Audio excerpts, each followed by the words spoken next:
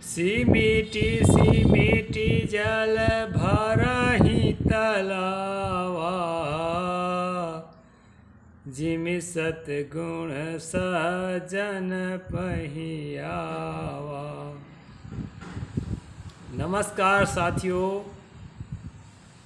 मैं एक बहुत बढ़िया चौपाई आपके सामने रखा है। ये तो तुलसी गोसाई का लिखा हुआ है। इसमें उन्होंने कहा है कि जिस प्रकार सिमट करके चारों तरफ से कलेक्ट होकर इकट्ठा होकर के पानी भर कर के तालाब हो जाता है, इसी प्रकार सज्जन मनुष्य अपने सद्गुणों को जब इकट्ठा करता है तो सद्गुण का एक कहना चाहिए कि तालाब हो जाता है। बहुत सुंदर बात है दोस्तों। आज मैं एक नई बात बताने वाला हूँ। यदि आप नए हैं तो चैनल को सब्सक्राइब ज़रूर करें, और पुराने हैं तो अपने सभी साथियों तक पहुँचाएं। साथियों, कुछ अच्छी बातें हमें धर्म की किताबों से मिलती हैं, इससे इनकार नहीं किया जा सकता। लेकिन जिस ज़माने में इन किताबों को लिखी गई थी, उस ज़माने में लोगों के पास समझ नहीं थी, विकसित विज्ञान उनके सामने नहीं था। इसलिए कुछ ऐसी बातें भी लिखी गई, हमारे मन में कोई प्रश्न उठता है, हम उलझ जाते हैं, उसका हल नहीं निकाल पाते हैं। तो साथियों, हमें कोई ज़्यादा समझदार आदमी उसका जब उत्तर बताता है तो हमें संतोष हो जाता है। चलो भाई ठीक है, विश्वसनीय आदमी बता रहा है तो ठीक है होगा, और हम उसको स्वीकार कर लेते हैं। लेकिन आने वाले समय में जब ठीक से जांच पड़ताल करते हैं दोस्तों, तो वो झूठा निकल जाता है।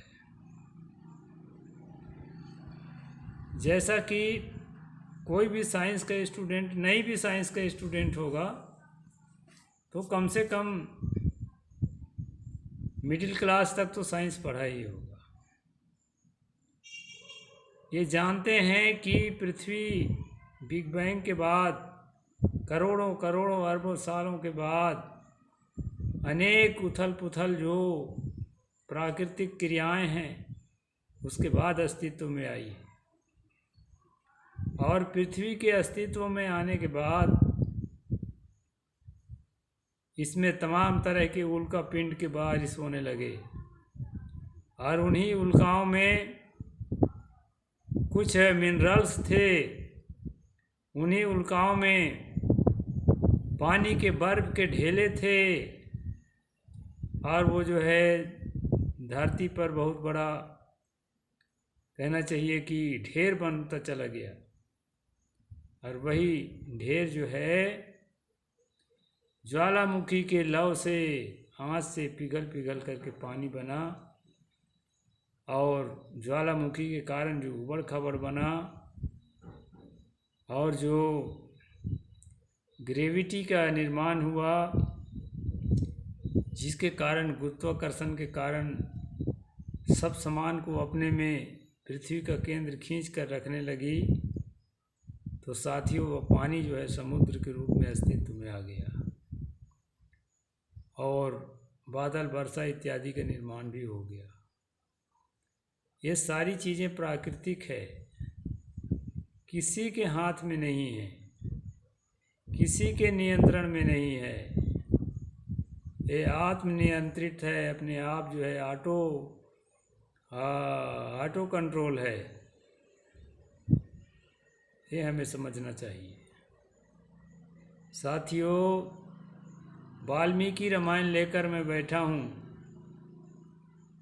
इसमें जो है किसी ने पूछा होगा वाल्मीकि से कि ये धरती कैसे बन गई, ये समुद्र कैसे बन गया। उन्होंने जो उत्तर दिया है बड़े ही मज़ेदार उत्तर है। उसी मज़ेदार उत्तर को लेकर दोस्तों मैं यहाँ आपके सामने बैठा हूँ। और इसको देखना और विचार करना कि धर्म की किताबों में एक बात और विचार करना गंभीरता से। ये डींग हाँकना कि हमारे पुरखे त्रिकालदर्शी थे,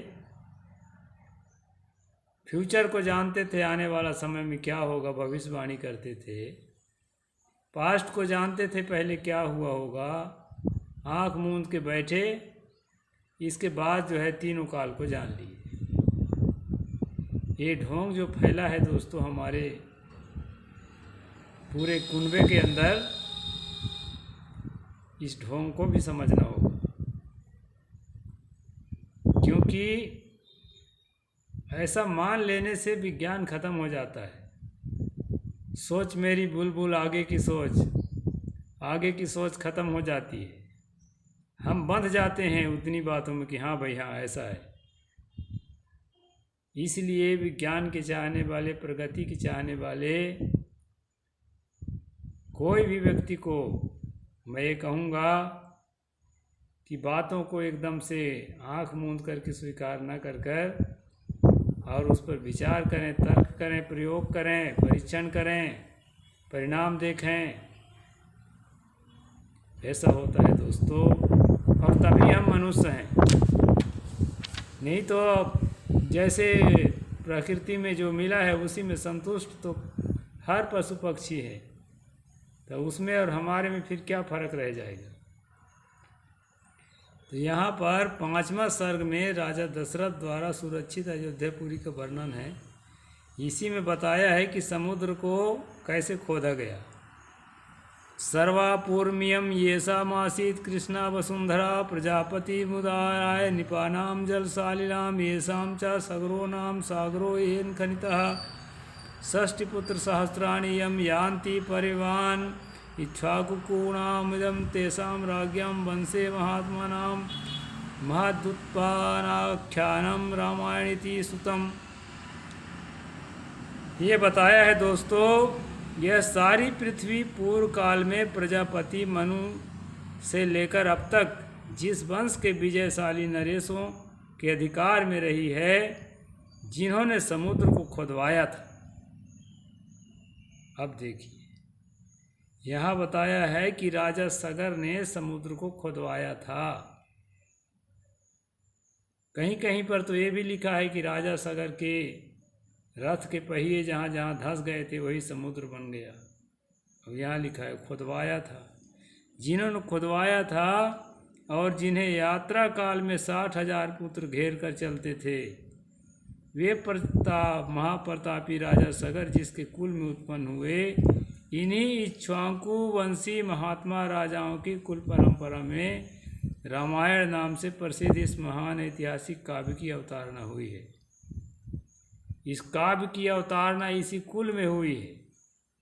काव्य की ये जब स्पष्ट बता रहा है कि ये काव्य है, ये कोई इतिहास नहीं है।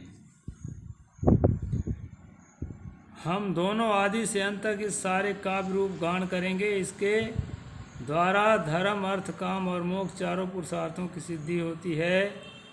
अतः आप लोग दोष दृष्टि परित्याग करके इसको श्रवण करें। साथियों, यहाँ पर यह बताया है कि कौशल नाम से प्रसिद्ध एक बहुत बड़ा जनपद है जो सरयू नदी के किनारे बसा हुआ है। वह प्रचुर धन धान्य से संपन्न, सुखी और समृद्धशाली है। उसी जनपद में अयोध्या नाम की एक नगरी है जो समस्त लोकों में विख्यात है। उस पुरी को स्वयं महाराजा मनु ने बनवाया और बसाया था। मनु का कनेक्शन इसलिए राम कथा से गहरा है कि राम का पुरखा मनु को माना गया है। दोस्तों, यहाँ बताया है कि मनु ने ही अयोध्या को बनाया और बसाया था। और यहाँ बताया है कि इन्हीं इक्ष्वाकु वंश महात्मा राजाओं के कुल परंपरा में रामायण नाम से प्रसिद्ध महाकाव्य ऐतिहासिक काव्य की अवतारणा हुई है। ऐतिहासिक भी कह रहा है, काव्य भी कह रहा है। हो सकता है इतिहास और काव्य में अंतर लेखक को नहीं पता होगा, काव्य क्या होता है, इतिहास क्या होता है, इसलिए इसको इतिहास भी कहा है, काव्य भी कहा है। तो यहाँ समुद्र में खुदाने वाली बात दोस्तों 5वां सर्ग में लिखा है कि समुद्र को खोदा गया था, तब निर्मित किया गया था, और मनु के ही वंश हैं। ये भी लिखा है कि मनु ने बसाया था, और इसी वंश में ये सब लोग आए हैं। मनु से लेकर अब तक जिस वंश के विजयशाली नरेशों के अधिकार में रही है, ये बात लिखी है। इसको आप जो है बढ़िया से मनन करके देखिए, और आपको एकदम तय हो जाएगा कि मनु का और राम का कनेक्शन जो है ऐतिहासिक रहे चाहे मत रहे, लेकिन काव्य के रूप में इनका कनेक्शन है। इसलिए इनके विचारधारा का भी कनेक्शन है। मनु की विचारधारा को आगे बढ़ाने के लिए आपको निश्चित रूप से रामायण में, मैं पहले भी कहा था कि मनु जो है एक सैद्धांतिक साहित्य है, और उसका प्रयोग जो है रामायण के द्वारा प्रायोगिक अनुभव बताया जाता है, एक्सपीरियंस है। इस प्रकार दोस्तों मनु का आदर्श के रूप में रामायण है। अब इसमें जितने झूठ हैं, जैसे अभी आपने देखा समुद्र को खुदवाया गया है, जबकि आपने पढ़ा है समुद्र कैसे निर्मित हुआ है, किसी का खुदाया हुआ नहीं है। इसी तरह आगे जो है जो बातें आएगी फिर और आपको बताई जाएगी। साहेब बंदगी, जय जोहार, जय भीम, जय भारत।